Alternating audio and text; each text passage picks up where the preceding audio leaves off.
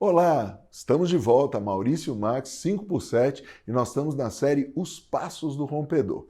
Nós estamos falando sobre alguns códigos que um homem e uma mulher de Deus devem ter para não ficarem estagnados na sua vida espiritual, moral, emocional, financeira, ministerial, em todas as áreas. Você já se inscreveu no canal? Já apertou o sininho para saber tudo que nós temos de novidade? Então dá o seu like e, se você é novo aqui no canal, aperta aqui que nós te levamos lá no começo da nossa série. Hoje, sobre o que eu vou falar? O rompedor e o reino.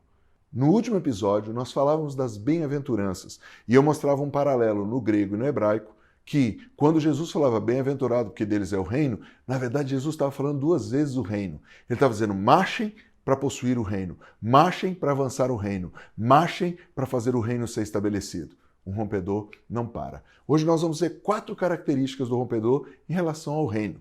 Quando Jesus estava no ministério começando, nós vamos falar um pouquinho sobre ele e o reino, porque ele é o rei do reino, por isso ele é o rei dos reis. Ele começou o ministério dizendo, arrependei-vos, pois está próximo o reino dos céus. Nós vimos isso, João Batista falou antes dele, no Mateus 3 e no Mateus 4. Jesus anuncia isso logo que sai do deserto depois de vencer Satanás. Agora, no capítulo 4, verso 23, Jesus prega o evangelho do reino. Nós vimos isso no episódio passado. E aí ele vai falando ali no marche, o famoso bem-aventurados, que os perseguidos por causa da justiça deles é o reino, que os humildes do espírito deles é o reino. E ele vai nas bem-aventuranças. Marchem, marchem. Até que chega o capítulo 6 de Mateus. Quando chega o capítulo 6 de Mateus, Jesus nos ensina a orar. Os discípulos pedem, Jesus nos ensina a orar. Os discípulos de João Batista sabem orar. Então Jesus nos ensina como deve ser uma oração. Primeira coisa que você tem que ter em mente é que na mentalidade hebraica, o que Jesus fez não era novidade, porque as orações raramente eram de cunho egoísta. O que é cunho egoísta? Meu pai, meu Senhor. Primeiro, porque ninguém chamava Deus de pai. Segundo, nada era meu Deus, era nosso Deus.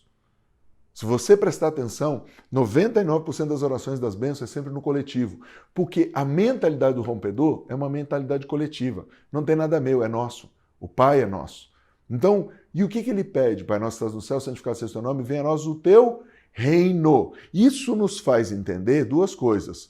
Nós precisamos pedir o reino e o reino é do Pai.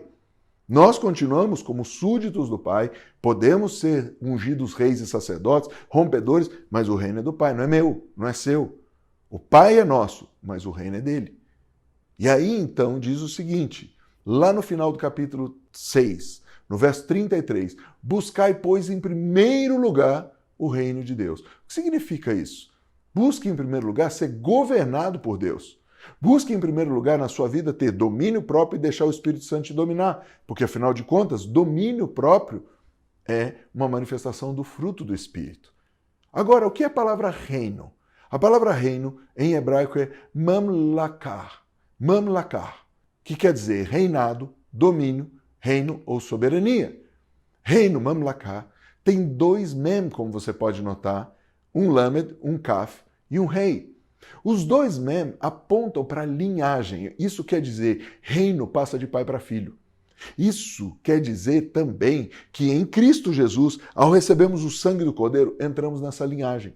Na linhagem do segundo Adão, na linhagem do rompedor, na linhagem do mais que vencedor, na linhagem que nos dá autoridade real, nos dá autoridade de rei e de sacerdote. Já o Lamed aponta para algo tremendo, que até o rei precisa de um pastor. Davi precisou de Natã. Antes precisava de Samuel. Você sempre vai precisar ser pastoreado. Por mais autoridade que você seja, você sempre precisa se sujeitar a alguém. A palavra de Deus diz, sujeitava-os uns aos outros no temor de Cristo. E o CAF, Maurício, o que significa? O CAF aponta para a mão que dirige e prospera. Por um momento, o pastor te protege, te cuida, mas daí ele põe na tua mão o empoderamento para você saber dirigir seus passos, seus negócios, seu ministério e sua família. E o rei para a revelação. Isso quer dizer algo tremendo. Mas de onde Jesus tira isso antes da gente finalizar? Jesus tira lá de Êxodo, capítulo 29, verso 6. Vós me sereis reino de sacerdotes e nação santa. O desejo do Pai Jesus estava trazendo para a terra. Mas Jesus estava ensinando como isso poderia acontecer. Qual a conclusão? Os reis do reino, ou seja, os rompedores, primeiro precisam se arrepender.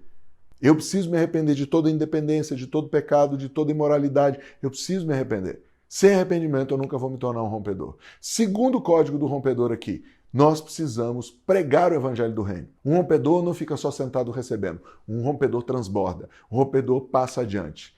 Terceiro código, rompedores são perseguidos. Você vai sempre ser perseguido. Ponto, vamos embora, próxima página. E rompedores são humildes. Nunca se orgulhe.